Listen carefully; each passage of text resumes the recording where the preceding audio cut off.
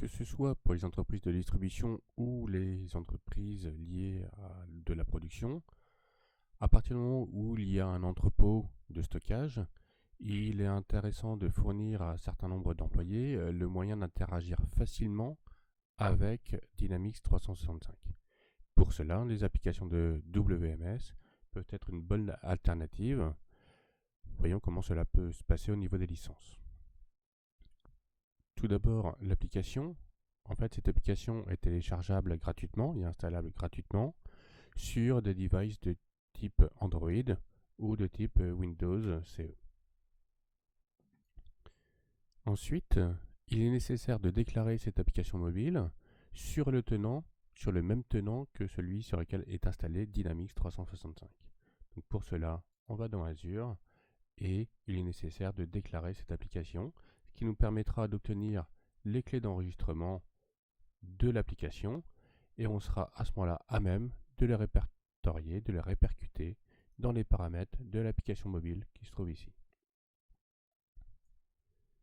Ensuite, nous allons paramétrer Dynamics 365 de façon à ce qu'il soit lui également capable de reconnaître l'application mobile. Pour cela, nous allons utiliser un user. Donc là, j'ai utilisé mon propre utilisateur et nous allons lui associer des rôles. Ici, le rôle Warehouse Mobile Device User semble être le seul rôle nécessaire de façon à ensuite pouvoir l'utiliser au sein de Dynamics 365. Toujours dans le paramétrage, il est nécessaire de déclarer ici l'application mobile et de la relier à l'utilisateur. Donc cet utilisateur, moi j'ai utilisé mon user ID, mais en fait il s'agira d'un user dédié pour l'application mobile. Pour finir, nous allons déclarer les différents users ou devices qui vont pouvoir accéder à l'application mobile. Donc pour cela, toujours dans Dynamics 365, associé au user qu'on aura déclaré, qui sera donc un user dédié, on peut déclarer un ou plusieurs utilisateurs ou devices de l'application mobile.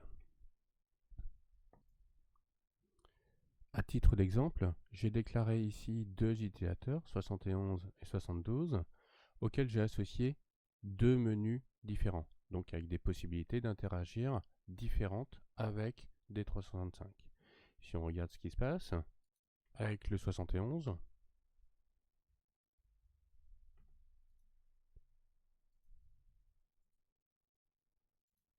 je constate que j'ai une liste de menus, donc d'actions disponibles qui est assez longue. Avec l'utilisateur 72, si je me connecte,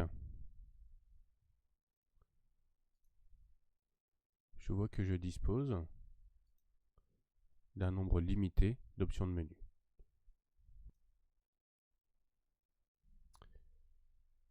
En conclusion, qu'est-ce qu'on peut déduire de ceci? C'est que, en fait, pour un utilisateur D365, donc il conviendrait de nommer application avec un droit extrêmement réduit puisqu'il s'agit uniquement de ce droit-là de Warehouse Mobile Device User.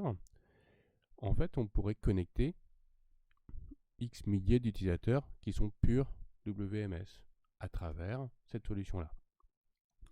En réalité, ce que préconise Microsoft, c'est quand même de disposer d'autant d'utilisateurs, de users des 365 qu'il va y avoir de devices.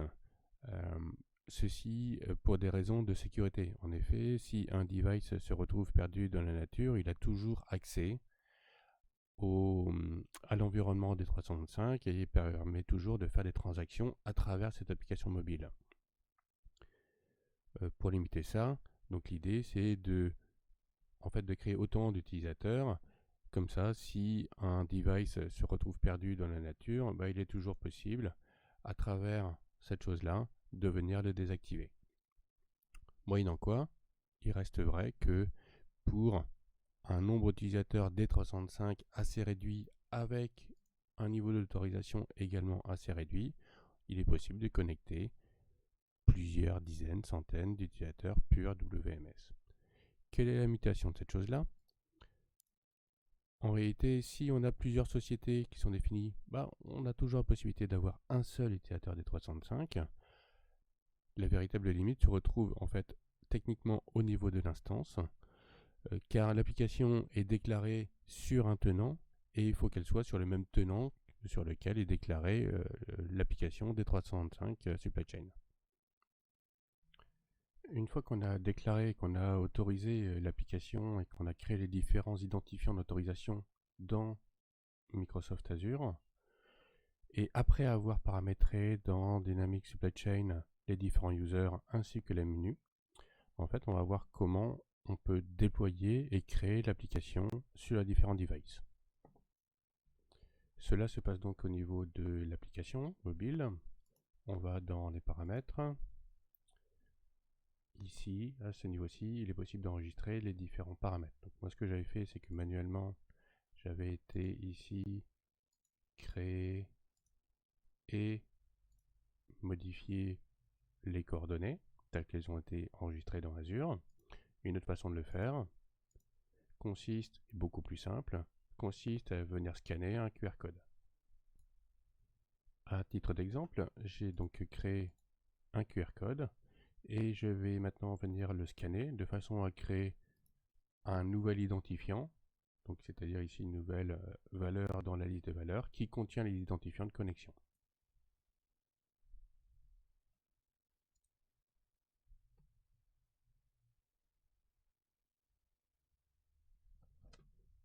Donc après avoir scanné, on voit que maintenant apparaît dans la liste une nouvelle entrée, et cette entrée, en fait, elle contient une partie, on va se mettre en mode edit, des connexions. Donc en fait, on pourrait avoir l'intégralité de la connexion. Il manque juste ici la question secrète. Et en fait, par un autre mode de gestion qui consiste à avoir des certificats, on pourrait avoir le déploiement complet de cette valeur-là. Moi, j'ai fait juste à travers un exemple.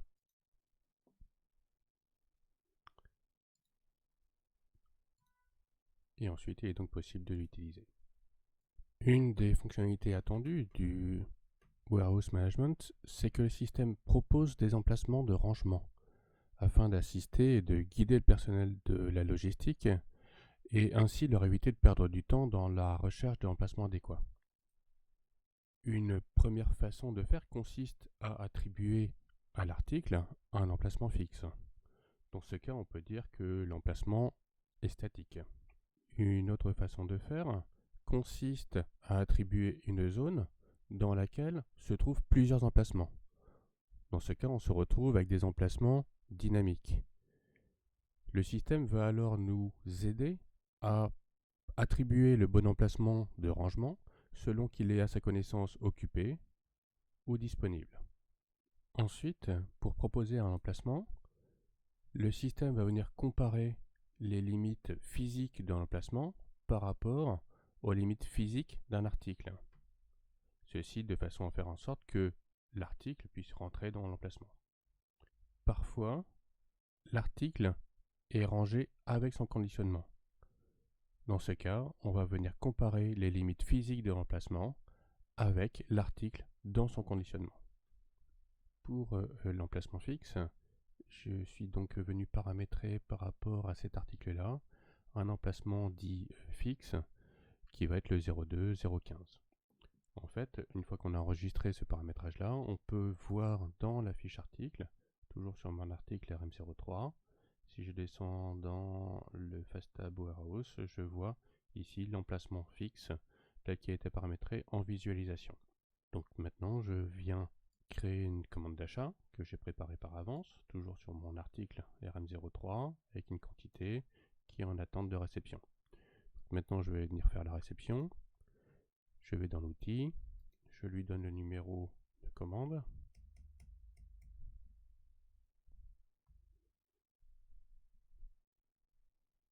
Je lui donne le numéro de ligne. Et je viens lui indiquer la quantité réceptionnée. Et je valide. le work a été généré. Je vais voir ce qui s'est passé au niveau de la commande d'achat, au niveau du work qui lui est associé. Dans le work detail,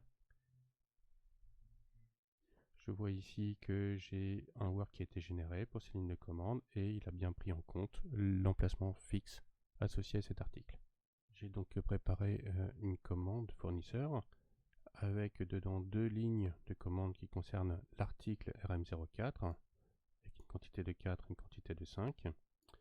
Avant de commencer la réception, on va aller consulter l'état des stocks. J'ai donc regardé et filtré sur l'allée 3, puisque en gérant avec le SKU de type each, on sait que ça va aller dans l'allée 3. Et on constate, en triant dans l'ordre croissant, que l'emplacement 010 est déjà occupé par RM02, 011 par RM01, 012 déjà par RM03. Donc maintenant, on va voir ce que fait l'outil en termes de réception, ce que l'emplacement qu'il va nous proposer. Donc je viens réaliser ma réception. Je lui donne son numéro de commande. Je vais faire la première ligne de commande. Je lui donne la quantité.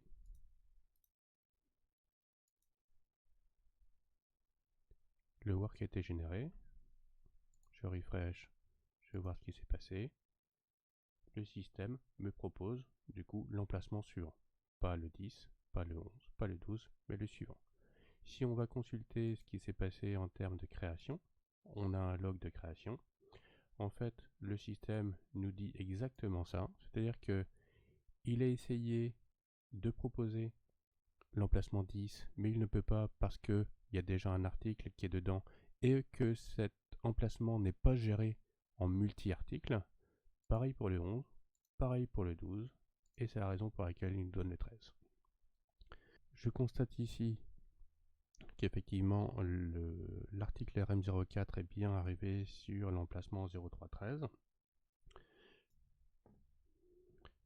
Je viens maintenant effectuer la réception de la deuxième ligne de commande, toujours sur l'article RM04.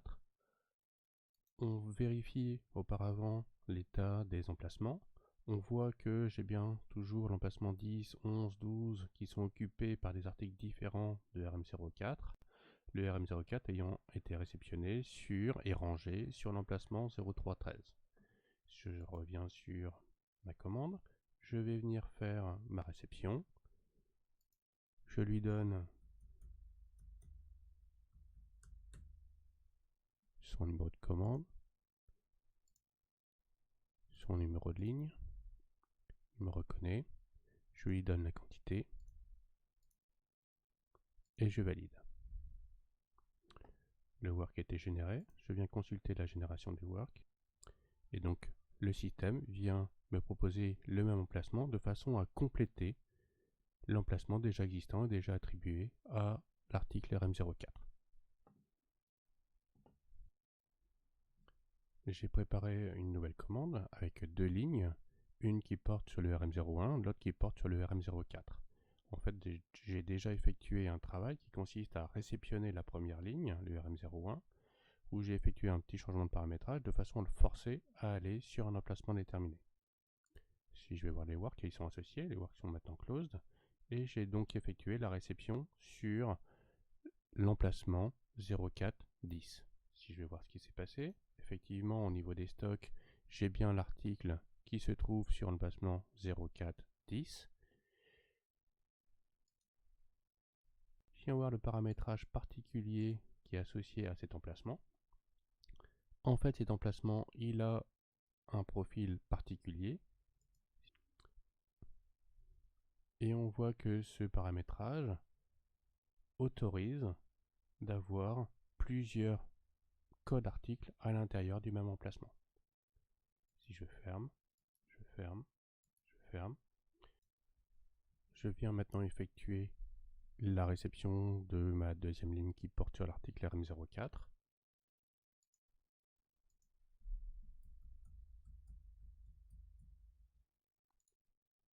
La ligne 2, je lui mets la quantité, je valide. Je vais voir ce qui s'est passé au niveau du work. ici, le système me propose également l'emplacement 0410 parce que ce type d'emplacement autorise les articles multiples. Je vais au bout de la réception de façon à effectuer le rangement. Je m'appuie sur ma listwork, c'est bien ma commande d'achat, c'est bien ma quantité de 4, c'est bien mon article raw material 04. Je pars du quai de réception et je vais dans l'emplacement de destination. Je valide. Je vais voir ce qui s'est passé au niveau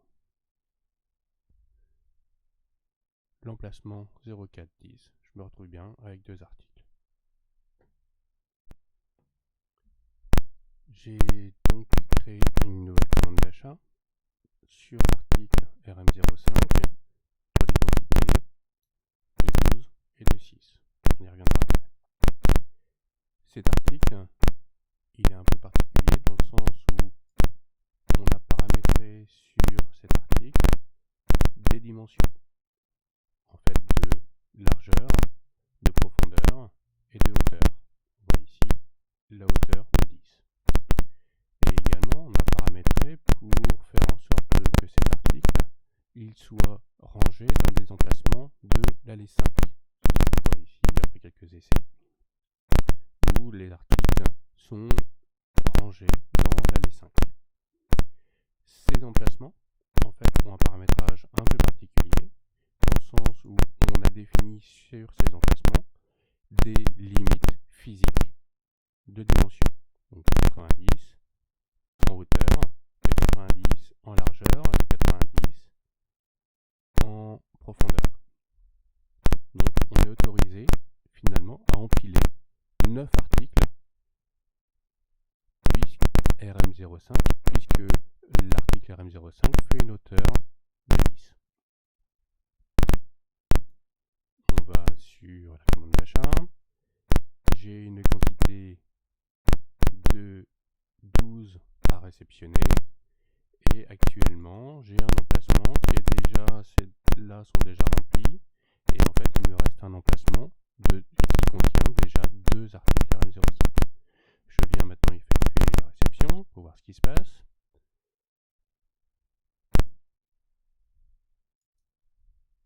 Je lui donne mon numéro de commande.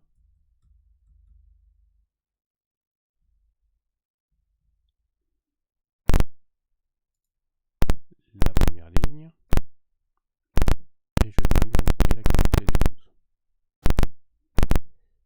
J'ai fait un mouvement de réception et de rangement dans le même temps.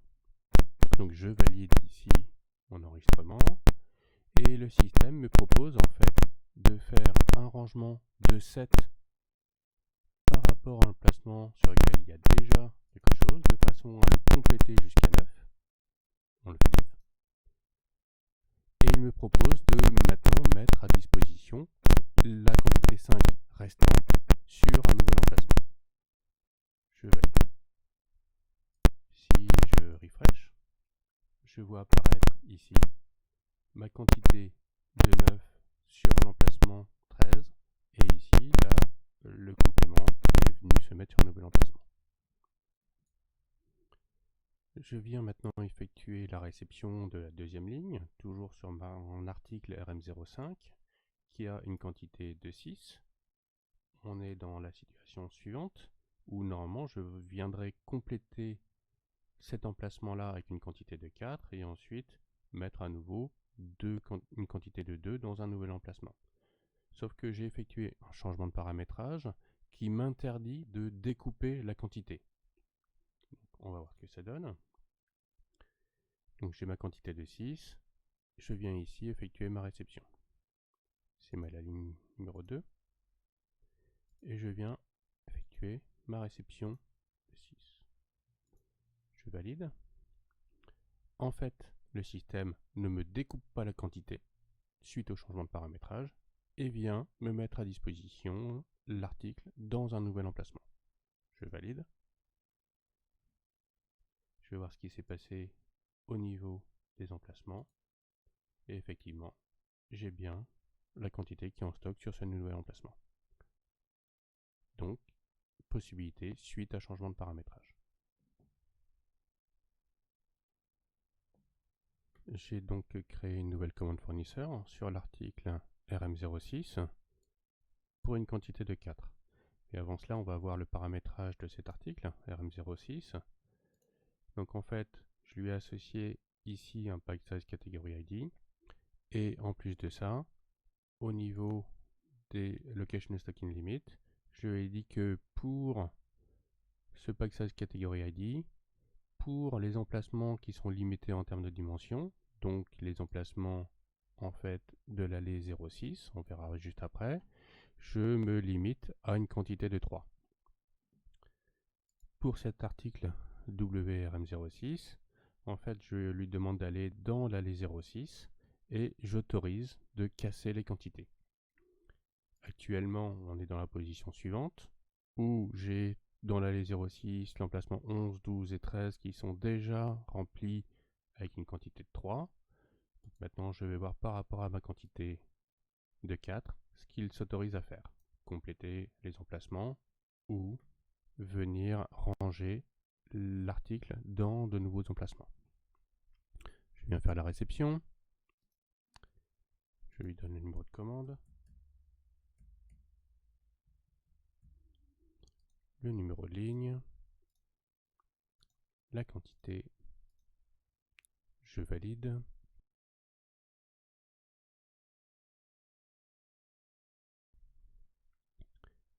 Le système me met l'emplacement 0,14 pour une quantité de 3. Je valide et il me propose pour la quantité restante l'emplacement 15. Je valide. Je vais voir ce qui s'est passé au niveau des emplacements. Il m'a bien créé et donc il n'est jamais monté au-delà de la quantité de 3 pour cet article. Nous venons de voir que le système pouvait nous aider à trouver le bon emplacement de destination. Cependant, il arrive parfois qu'il y a une différence entre la réalité physique du terrain et la connaissance informatique du stock que l'on peut avoir dans D365. Donc pour cela, nous allons donner la possibilité à l'utilisateur de pouvoir indiquer lui-même l'emplacement de destination. J'ai donc renseigné une commande fournisseur qui est en attente de réception. On va venir effectuer la réception à quai. Je lui indique le numéro de commande.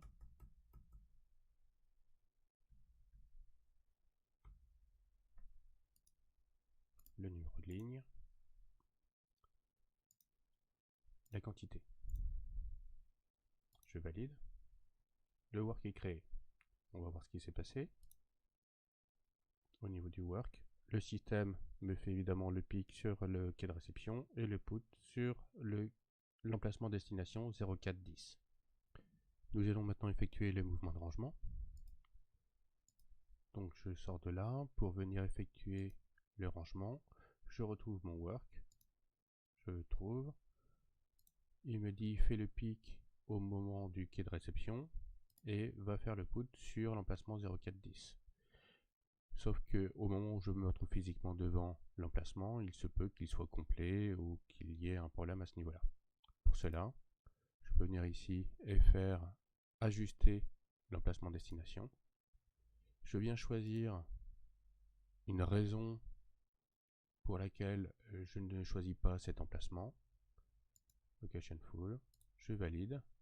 Et là, à partir de là, le système me demande soit de saisir un emplacement destination, soit j'ai possibilité également de suggérer un nouvel emplacement. Je vais venir lui indiquer.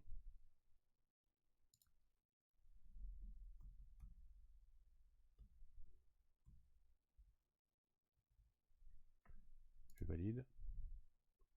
Il m'a pris mon nouvel emplacement et je valide. Le travail est terminé. Je vais voir ce qui s'est passé au niveau du work. J'ajuste. Le système a bien remplacé l'emplacement destination du 0410 par le 0412.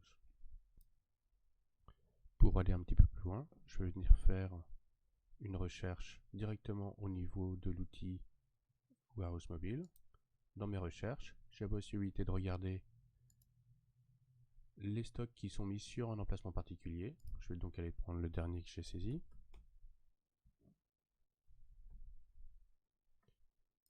je valide, et le système me dit qu'effectivement, il a mis l'article à cet endroit-là. Enfin, j'ai cet article-là qui est en stock.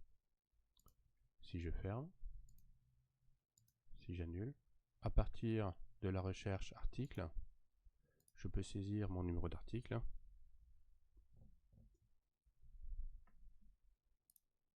Et le système m'indique l'ensemble des emplacements et les quantités disponibles qui sont sur chacun des emplacements, en particulier le dernier. Nous avons donc vu quelques éléments qui sont liés à l'installation de l'application et à son utilisation dans Dynamics 365. Et nous avons vu ce que cela pouvait induire en termes de licence. Ensuite, nous avons vu qu'il y avait des outils pour faciliter le déploiement et la maintenance de l'application.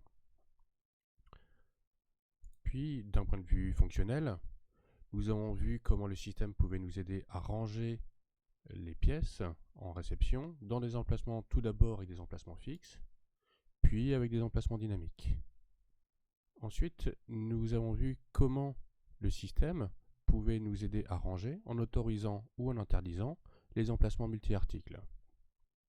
Alors, on a vu que le système pouvait également considérer les contraintes physiques des articles pour déterminer un emplacement destination, alors que ce soit sur cette dimension physique ou sur la dimension du conditionnement qui accompagne l'article.